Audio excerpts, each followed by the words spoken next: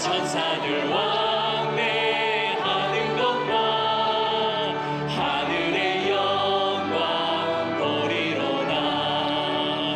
이것이 나의 간증이요 이것이 나의 찬송일세. 나 사는 동안 끊임없이 구주를 찬송하리로다. 주 안에 기쁨 누림으로 마음의 풍랑이 잔잔하니 세상과 나는 간 곳 없고 구속한 주만 보이도다. 이것이 나의 간증이요 이것이 나의 찬송일세.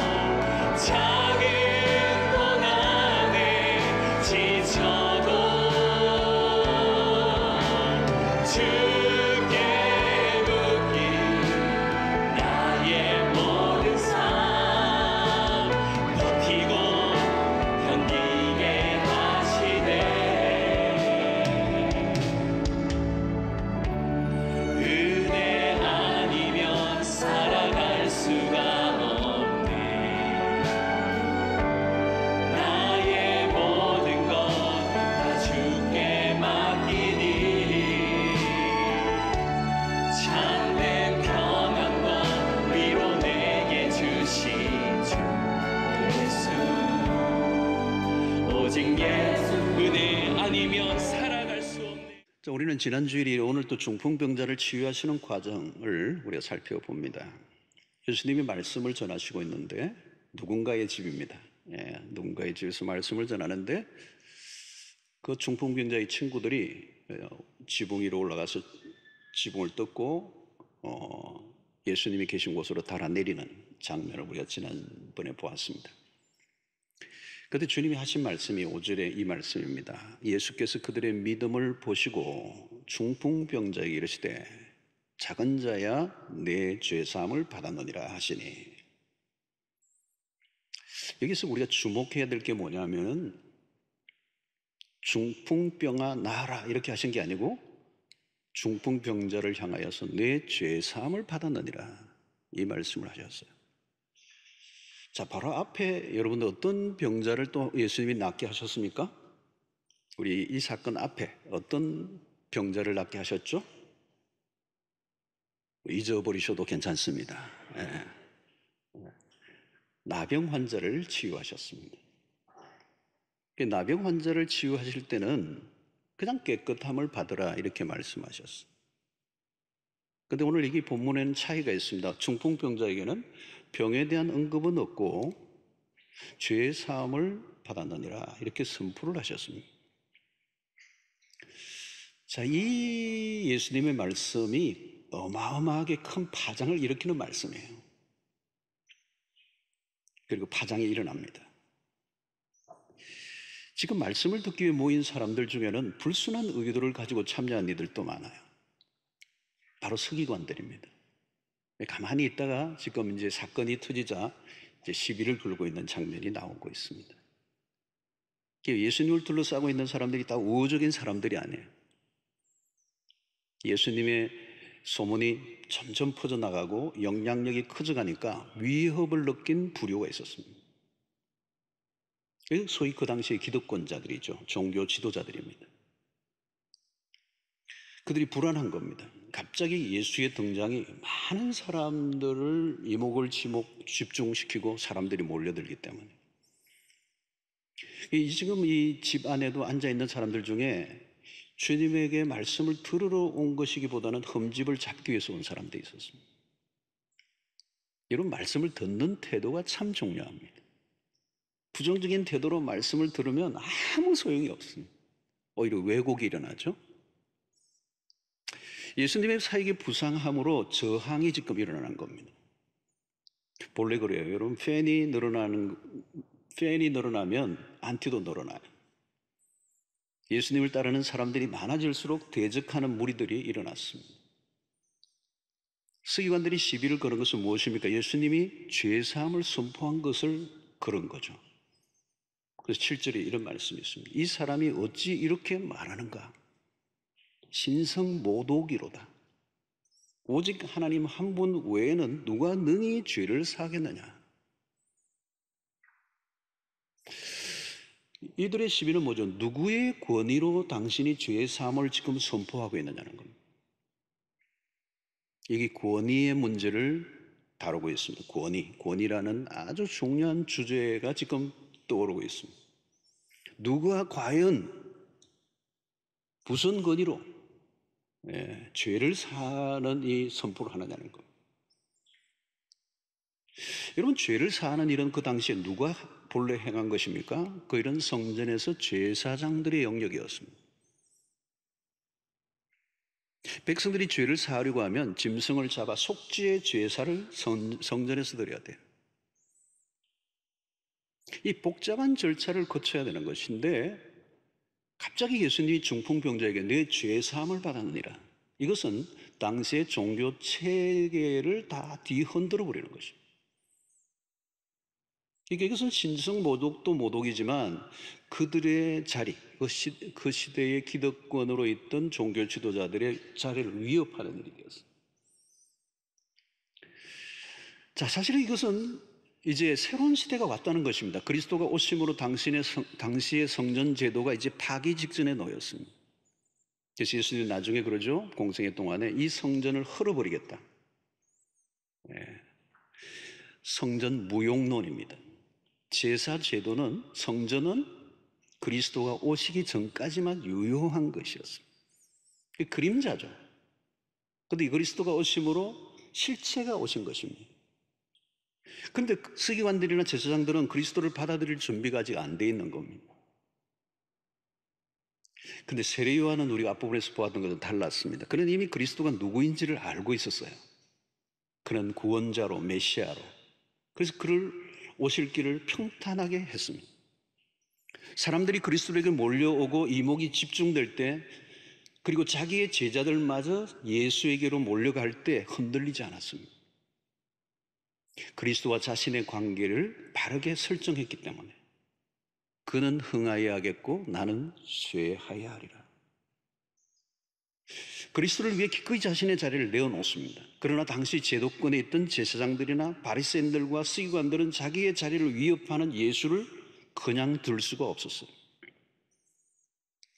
예수가 돌풍을 일으키시자 질투한 것입니다. 그리고 정적으로 본 것이죠. 그리스도를 메시아로 본 것이 아니라 없애야 할 공공의 적으로 보았습니다.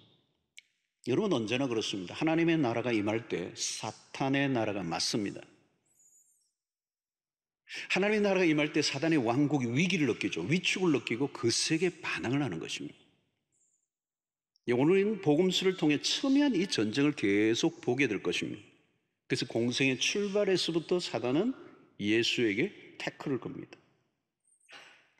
여러분 사단이 무엇을 싫어하는가 하면 그리스도가 증거되는 것을 싫어해요. 교회가 왕성하게 일어나는 것을 거부합니다. 1세기를 보면 교회가 강력하게 일어났을 때 로마의 황제들이 위협을 느낍니다. 그래서 교회를 핍박하기 시작하죠.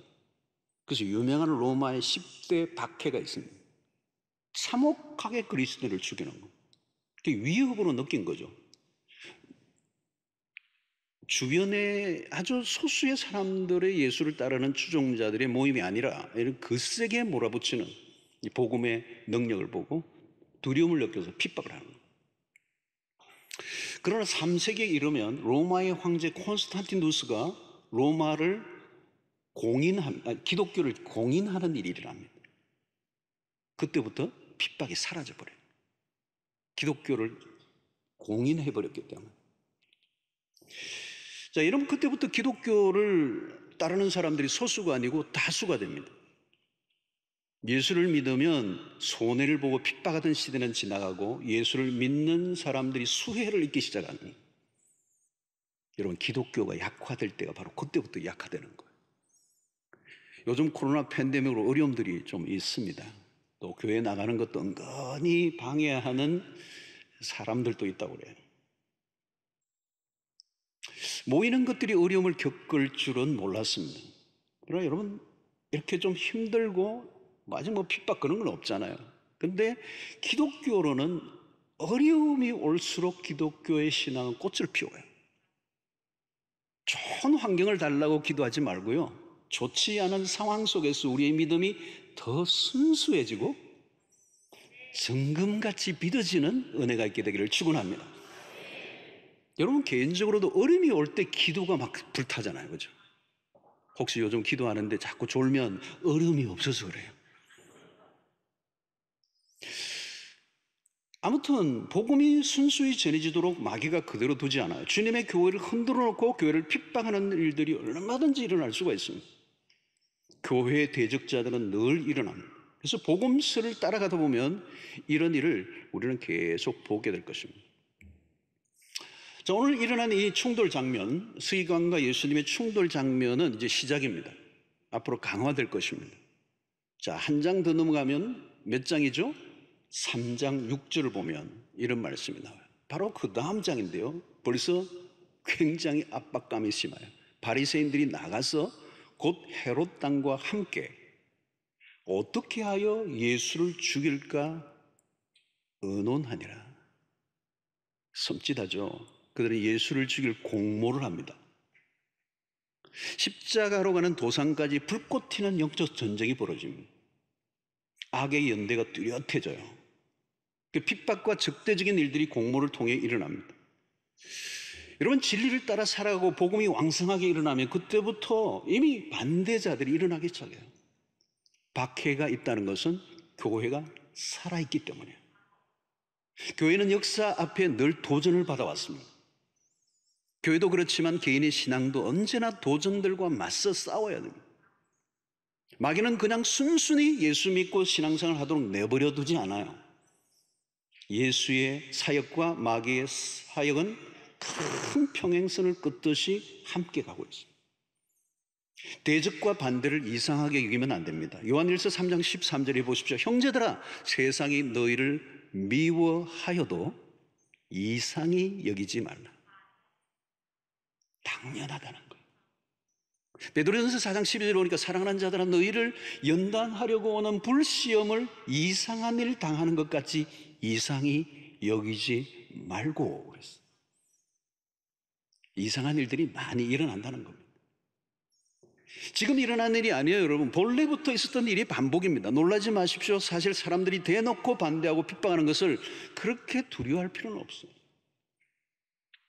그것은 실체가 분명하고 분별이 쉽기 때문이에요. 근데 교모하게 파고 들어오는 유혹은 무서운 겁니다. 마귀가 뿔을 달고 나타나면요, 그냥 마귀죠, 그냥. 근데 광명한 천사로 나타나면 어려워요. 적인지 아군인지 정체를 숨기기 때문에 싸우기 어려운 것입니다. 오늘 이 시대가 그런 때입니다. 분별력이 필요한 때죠. 자, 서기관들의 공격은 한마디로 무엇입니까? 다시 7절 읽으면 이거예요. 이 사람이 어찌 이렇게 말하는가? 신성모독이로다. 이 신성모독이라는 것은 가장 큰 죄예요. 지금 예수님이 신성모독을 하고 있다는 거예요. 자, 이러면 이들은 그리스도가 누구인지를 몰랐던 거죠. 그리스도가 누구이십니까? 그리스도는 이미 마가가 독자들에게 알려주고 있습니다. 마가를 복음을 시작하면서 1장 1절에 하나님의 아들 예수 그리스도의 복음의 시작이라. 멋있죠? 분명하게 마가는 이 마가복음을 시작하면서 이 얘기를 해요. 11절에 뭐라고 얘기합니까? 하늘로부터 소리가 나기를 너는 내 사랑하는 아들이라. 내가 너를 기뻐하노라 하시니라. 이 그리스도는 하나님의 아들이라는 거예요. 여러분, 이 하나님의 아들이라는 말은 뭔가 하면 그리스도가 하나님이시다는 거예요. 사람의 아들은 사람이죠. 하나님의 아들은 하나님이세요. 자, 본문에서도 주님이 하나님이심을 증거하는 대목이 있습니다. 8절에 보니까 그들이 속으로 이렇게 생각하는 줄을 예수께서 곧 중심에 아시고 이러시되 어찌하여 이것을 마음에 생각하느냐. 자, 이 8절을 통하여 이 본문 안에서 그리스도가 하나님이심을 알려줘요. 왜요? 서기관들이 속으로 생각하는 것까지 다 알고 계세요. 하나님은 모든 것을 아십니다. 우리의 깊은 생각까지도 훤히 들여다보십니다. 오늘도 여러분들 예배 드리시는데 예배 드리는 이 모습을 보시지만 예배 드리고 앉아 계시는데 지금 집에 가 계신 분 생각은 그거 다 알고 계시는 거예요. 여러분, 아무도 그리스도를 속일 수가 없습니다. 그리스도는 하나님이십니다. 공생의 내내 서기관들이나 바리새인들은 당신이 하나님의 아들이냐를 시비를 걸었어요. 주님의 아들 되심, 이 정체성을 흔들려고 한 것입니다. 40일 금식 후에 찾아온 마귀도 예수님의 정체성을 흔들어 놓으려고 했죠. 마귀의 공격은 그거예요. 너가 하나님의 아들이어든 이 돌들을 떡이 되게 하라. 두 번째도 마찬가지예요. 내가 하나님의 아들이어든 성전 꼭대기에서 뛰어내리라. 하나님의 아들이어든. 이 뭘 흔들려고 하는 것입니까? 주님의 정체성입니다. 자, 그런데 여러분, 중풍병자의 친구들은 예수가 누구인지를 알고 있었습니다. 주님은 그들의 믿음을 보시고 중풍병자를 고쳐주십니다. 자, 그들의 믿음은 장애물과 어려움 속에서도 포기할 수 없었던 이유는 예수에 대한 믿음이 있었기 때문입니다. 자, 주님은 당신을 어떻게 그러면 소개하고 있습니까? 오늘 10절에 보니까 그러나 인자가 땅에서 죄를 사하는 권세가 있는 줄을 너희로 알게 하려 하노라 하시고 중풍병자에게 말씀하시되, 자, 여기에서 매우 중요한 단어가 하나 나와요. 그 단어는 뭐냐면 인자라는 단어입니다. 자, 인자라는 단어는 마가복음 안에서도 많이 등장합니다. 특별히 마가복음 핵심 구절인 10장 45절이 있는데요. 인자가 온 것은 섬김을 받으려 함이 아니라 도리어 섬기려 하고 자기 목숨을 많은 사람의 대속물로 주려 함이니라. 여러분, 여기 인자라는 단어는 주로 구속을 위해 오셨음을 강조할 때 사용하는 단어예요. 육체를 입고 오신 그리스도가 인간의 죄를 대신하여 죽으시는, 특별히 그 죄의 문제를 해결하기 위하여 오셨음을 강조할 때 이 인자라는 호칭을 자주 사용하셨어요. 그러니까 이 인자는 결국은 죄의 문제와 연결이 돼요. 십자가와 연결이 됩니다. 성도 여러분, 주님은 인간의 죄를 해결하기 위하여 오셨습니다. 주님이 오신 목적이에요. 자, 마태복음 1장 21절 유명한 구절입니다. 그죠? 한번 읽어보겠습니다. 시작. 아들을 낳으리니 이름을 예수라 하라. 이는 그가 자기 백성을 그들의 죄에서 구원할 자십니다. 여러분, 성경의 구절들이 중요한 게 많지만 이런 구절들은 정말 선명한 말씀입니다. 아들을 낳으리니 이름을 예수라 하라. 이는 그가 자기 백성을 그들의 죄에서 구원할 자이심이라 하더라. 여러분, 그리스도는 단순한 설교가나 치료자가 아닙니다. 구원자라는 구원자. 주님이 죄 사함을 받았느니라 이 선포하신 것은 무엇을 의미합니까? 죄 사함을 받아야 온전한 치유가 일어난다. 주님은 병의 치유보다 죄의 용서를 더 귀중하게 여기셨어요. 실제로 근원적으로 거슬러 올라가면 죄와 질병은 연결되어 있습니다. 모든 질병은 아담의 범죄로부터 출발한 겁니다. 주님은 중풍병자의 질병만 보신 게 아니고 그 사람의 영혼의 치유를 바라보셨어요. 많은 사람들은 병 자체가 낫는 것에 집중을 합니다. 그런데 여러분, 이 병 낫는 것이라는 것은 사실은 굉장히 일시적이에요. 그러나 죄의 문제는 영원의 문제입니다. 영원의 문제. 예수님은 중풍병자를 보시면서 가장 본질적인 것을 다루셔요. 주님은 질병으로 고통하는 자들을 바라보시면서 고통의 진정한 원인은 죄의 문제라는 것을 알려주고 계시는 겁니다. 그러므로 그리스도가 십자가를 지신 목적, 그것은 우리의 죄를 용서하기 위하여. 자, 여러분, 주님이 중풍병만 낫게 하시고 죄사함을 선포하지 않았다면 치유 사역은 큰 의미가 없습니다. 그래서 이 사건을 통하여 주님이 의도하시는 것은 인간에게 진정한 필요가 뭐냐는 거예요. 인간이 느끼는 필요와 주님이 느끼시는 필요에는 차이가 있었습니다. 내 죄의 사함을 받았느라는 이 말씀은 이것은 아무나 할 수 있는 일이 아니에요. 주님만이 하실 수 있는 일입니다. 그래서 그 주님은 중풍병자의 가장 필요, 주님은 중풍병자가 몸으로 인해 찾아오는 고통보다 더 큰 고통이 죄로부터 오는 고통이라는 것을 알고 계셨기 때문에 주님은 그 죄의 문제를 지금 다루고 계시는 것입니다. 그래서 오늘 10절의 말씀을 우리가 다시 보면, 그러나 인자가 땅에서 죄를 사하는 권세가 있는 줄을 너희로 알게 하려 하노라 하시고 중풍병자에게 말씀하시되, 사람들은 병 낫는 것을 기적이라고 얘기합니다. 그러나 물론 기적이죠. 병 낫는 거 기적입니다. 그러나 진짜 기적은 죄의 사함을 받는 일입니다. 죄의 사함을 받는 일은 병 낫는 것보다 훨씬 더 어마어마한 일이에요. 작은 일이 아니에요. 거대한 일입니다. 여러분, 모든 세상의 종교는 역시 죄를 다룹니다. 불교도 죄를 다뤄요. 다 죄를 다룹니다. 그러나 인간의 힘으로 죄를 해결하는 길은 없습니다. 아무리 선을 행해도, 어떤 고행을 해도 죄의 문제를 해결할 수는 없습니다.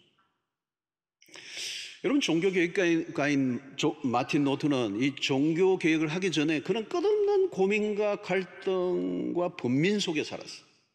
그 이유가 뭐냐면 죄의 문제입니다.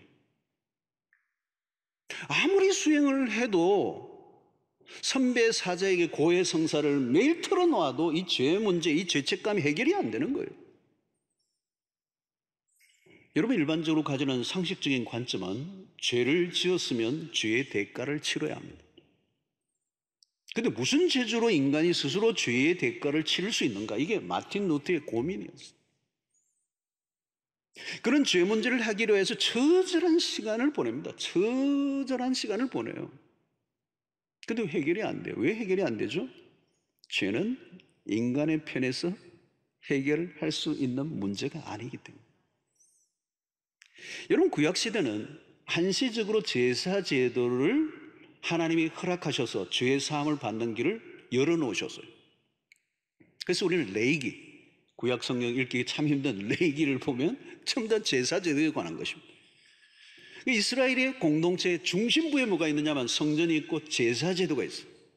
이 제사 제도는 온전히 인간의 죄 사함을 받기 위해서.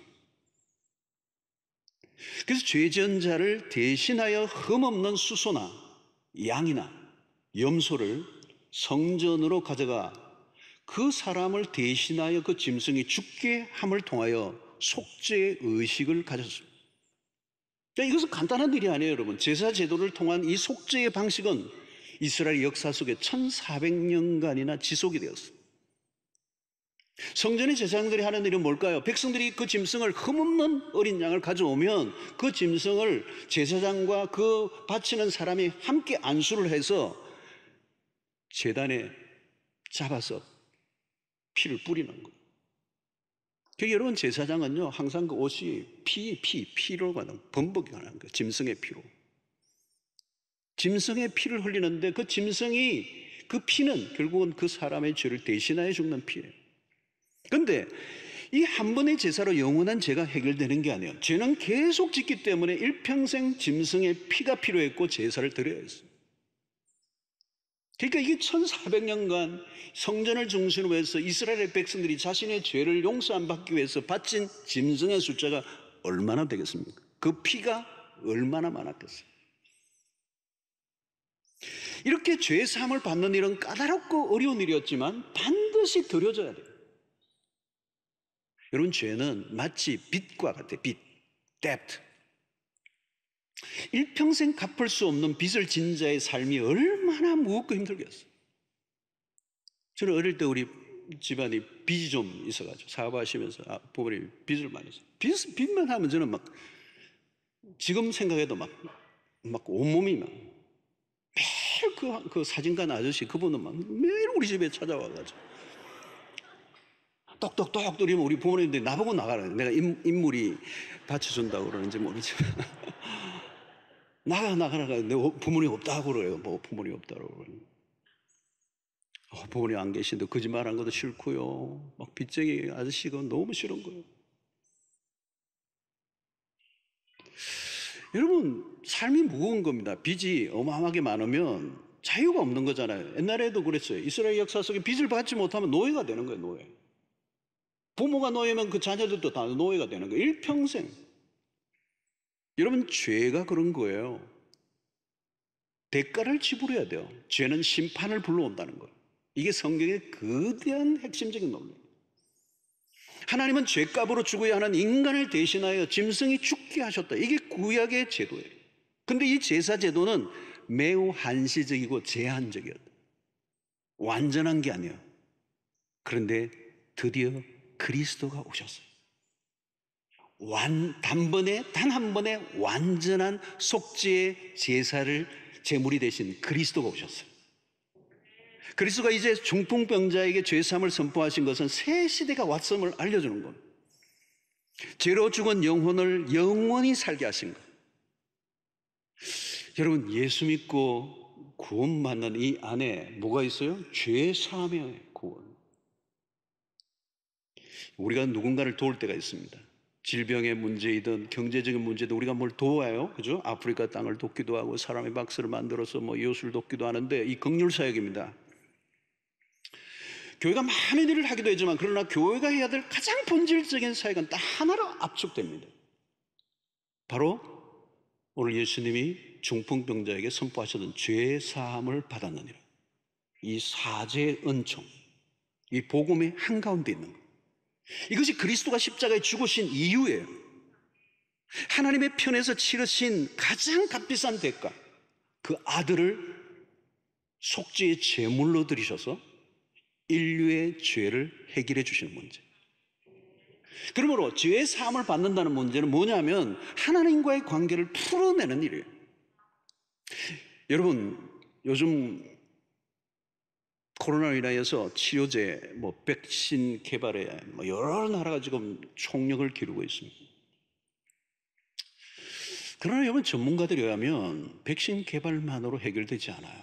이번에 이 바이러스에 대한 백신이 나오면 좋죠. 근데 또 다른 바이러스들이 너무 많아요.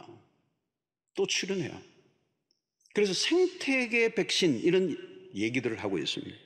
다시 말하면 우리의 오늘날의 지구촌을 둘러싼 이 생태계의 문제가 또 다른 바이러스를 끊임없이 배출을 할 수밖에 없는 구조와 환경이 되어 있다는 것. 그러므로 더 빨리 더 강한 바이러스가 오늘 지구를 강타할 가능성을 우리는 갖고 있다는 것.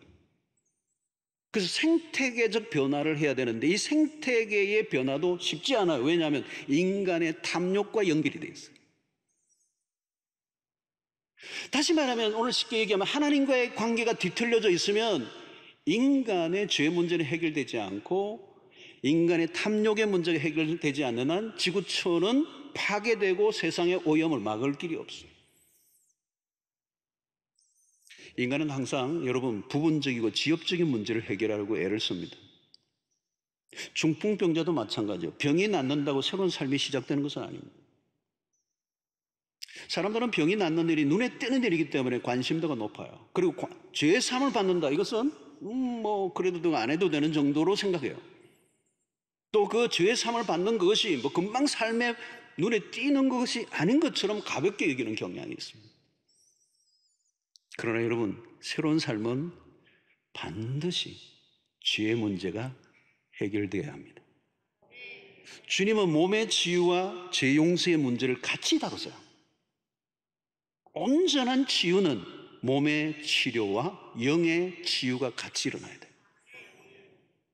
죄로 더럽혀진 몸과 영혼이 깨끗하게 되지 않는다면 다른 것은 다 의미가 없어요, 여러분.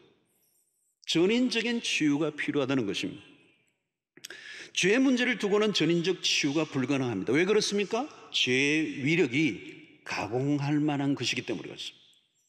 죄는 끊임없이 인간의 삶을 파괴합니다.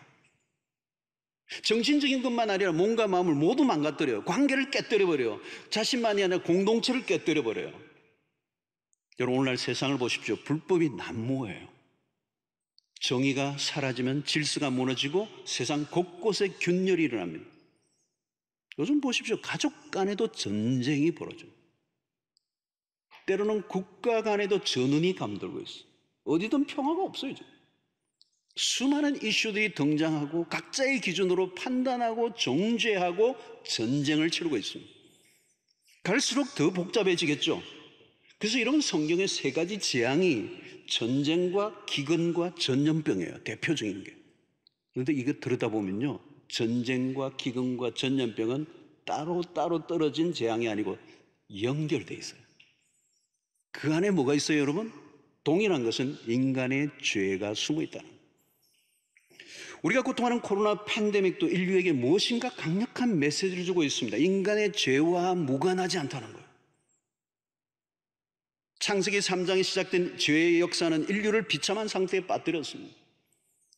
로마서 8장 22절에 그래서 바울은 이런 표현을 하죠. 피조물이 다 이제까지 함께 탄식하며 함께 고통을 겪고 있는 것을 우리가 아느니라. 지금 오늘 우리의 세상을 그대로 바울이 지금 표현하고 있는 거예요.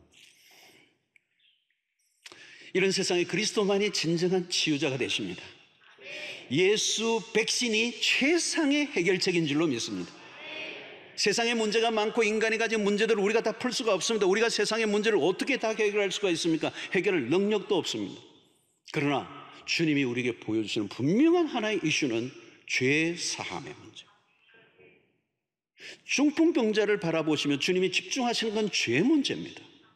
당신이 고통하는 육체적인 질병보다 훨씬 더 큰 고통을 주는 불행이, 비극이 당신의 죄 문제라는 거예요.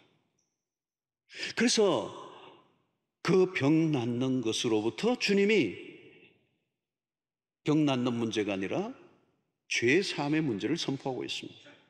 여러분, 병 낫게 하는 것은 주님이 아니라도 하실 수 있는 분들이 많아요. 보니까요, 절에도 치유 사역을 하더라고요.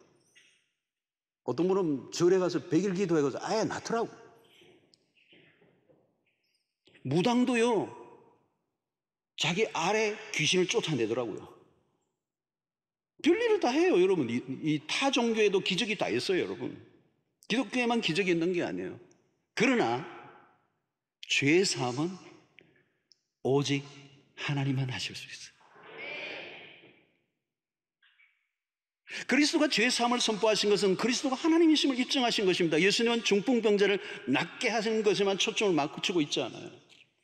서기관들이 노려보고 있는데도 불구하고 의도적으로 드러내십니다. 당신의 존재를 분명히 드러내시는데 당신이 오신 이유가 죄 사함을 선포하기 위하여.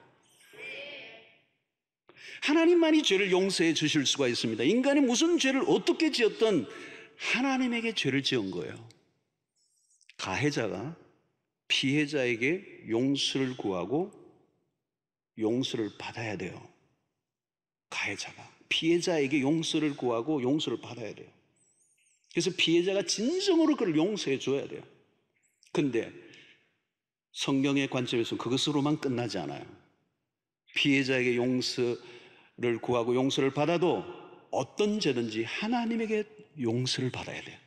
그때 완전한 용서가 이루어져요. 자, 다윗이 바세바 사건에 대한 나단의 지적이 이렇게 반응합니다.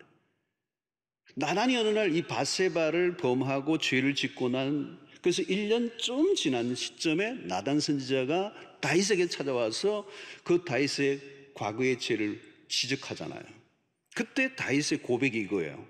사무엘하 12장 13절입니다. 다윗이 나단에게 이르되 내가 여호와께 죄를 범하였나라 하며. 야, 여러분, 누구에게 죄를 범했다는 거예요? 여호와께 죄를 범했다. 여러분, 다윗이 바세바라는 한 여인에게 행한 악한 죄였지만 다윗은 지금 나단 선지자의 지적 앞에 그 죄가 하나님 앞에 죄를 지었다는 걸 고백해요.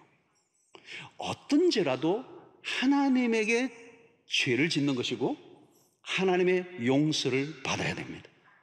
그래서 어떤 사람은 이 바세바 사건의 이 간음죄를 간음죄로만 보지 않아요. 1계명부터 10계명까지 다 어겼어요. 하나하나 따져보면 다 범한 거예요. 여러분, 그리스도는 죄를 사할 수 있는 권세를 가지신 유일하신 분이십니다. 우리가 그리스도에게 나아가는 이유는 뭐냐? 죄의 사함을 받기 위하여. 우리가 해결해야 될 문제는 뭘까요? 죄의 문제예요. 우리가 항상 초점을 놓치지 말아야 하는 것은 죄의 문제입니다. 곁길로 빠지지 말아야 합니다. 그리스도가 누구이십니까?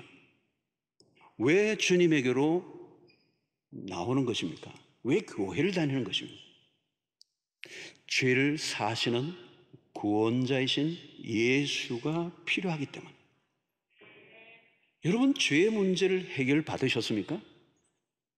교회를 아무리 다녀도 이 죄의 문제를 해결하지 않는 한 우리의 삶은 달라지지 않습니다. 자신의 죄 문제를 그대로 두고 무엇을 한다고 해도 아무 의미가 없어요, 여러분.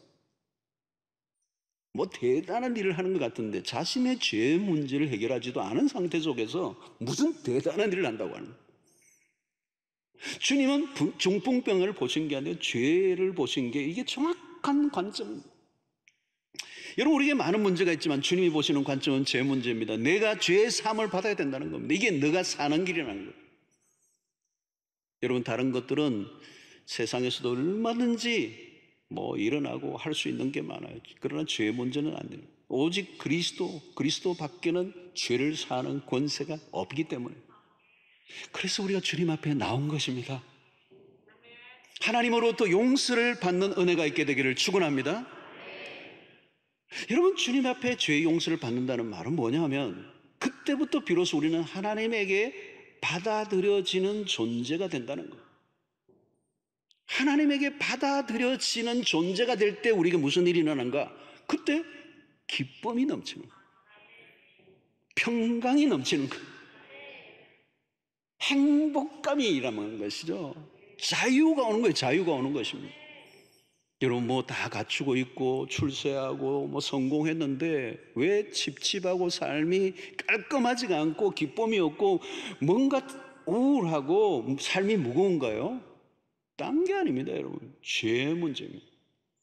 죄 용서함을 여러분들 오늘 이 아침에 받기만 하면요, 여러분 날아갈 겁니다. 날아갈 거예요. 몸이 막 붕붕 뜨는 것 같은 자유함이 올 것입니다. 최근에 우리 교회 어느 집사님 가정에 중학생인데요. 중학생이에요, 중학생. 2학년밖에 안 되는데. 철화에 와가지고 막 은혜를 막 폭포수같이 막 진짜 성령이 임하신 거예요. 최근에도 철화 마치고 나서 기도하는 시간에 얘가 막 그냥 떼굴떼굴 구르는 걸 정도로 막 통곡을 하는 거예요, 통곡을. 그 부모들이 뭐 얘가 왜 갑자기 왜 이렇게 그냥 통성을 이거 막 그냥 통곡을 하니까 너무 이렇게 하니까 나중에 물어봤더니 지은 죄가 많아가지고 14살 정도밖에 안 되는데 뭘 지은 죄가 많은지 모르는데 초등학교 때부터 이게 지은 죄를 다 좀 부끄러운 얘기를 다 털어놓더래요. 그리고 그 아이에게 막 그 회개하면서 그 가정 안에 회복의 역사가 일어나는데 와, 가정에 막 부흥이 임한 거야, 부흥이 임한 거. 이전에 한 번도 경험하지 못했던 그 가정의 회복의 역사가 일어나. 사랑하는 성도 여러분, 죄 사함의 은혜가 얼마나 놀라운 것인지 우리가 주님에 나온 이유가 그겁니다. 교회 10년, 20년 아무리 다녀도 죄 용서함의 기쁨을 맛보지 못했다면 헛다닌 겁니다. 헛다닌 것. 주님이 오늘 중풍병자에게 죄 사함을 받으라. 이것이 가장 본질적인 교회가 해야 할 일. 교회를 나오신 목적이 그거예요. 오늘 11절 12절 보고 마치겠습니다. 여러분, 내가 내게 이르노니 일어나 내 상을 가지고 집으로 가라 하시니, 여러분 이 상은 어떤 상입니까? 자기가 중풍병으로 깔아뭉개고 있던 그 상이에요. 자기 덩과 붙어있는 직립인간으로 걸어다녀야 할, 활동해야 될 사람이 들어누워서 아무것도 못하는 무기력한 인생, 죄 때문에. 근데 주님 뭐라고? 그가 일어나 곧 상을 가지고 모든 사람 앞에서 나가거늘 그들이 다 놀라 하나님께 영광을 돌리며 이르되 우리가 이런 일을 도무지 보지 못하였다 하더라. 사람들이 깜짝 놀라고 모든 사람들이 하나님께 영광을 돌리는 것입니다. 주님은 제 삶을 선포하실 뿐만 아니라 중풍병자를 완전히 낫게 하셨습니다. 일어나 내 상을 가지고 집으로 돌아가라. 사랑하는 성도 여러분, 그리스도를 만날 때 죄 문제를 정확하게 해결받고 나의 죄를 씻기는 예수의 피밖에 없네. 이 복음이에요, 이 복음. 중풍병자처럼 지금까지 누워있던 인생이라면 이제 자기의 침상을 들고 일어나 주님의 능력을 경험하고 자유인으로 살아 다른 사람의 신세를 지고 살았던, 피해를 입히고 살았던 인생이 아니라 이제는 다른 사람을 돕고 섬기는 주님의 나라의 일꾼이 되는 이 위대한 역사가 죄 문제가 그리스도로 인하여 풀려지게 될 때 해결될 줄로 믿습니다.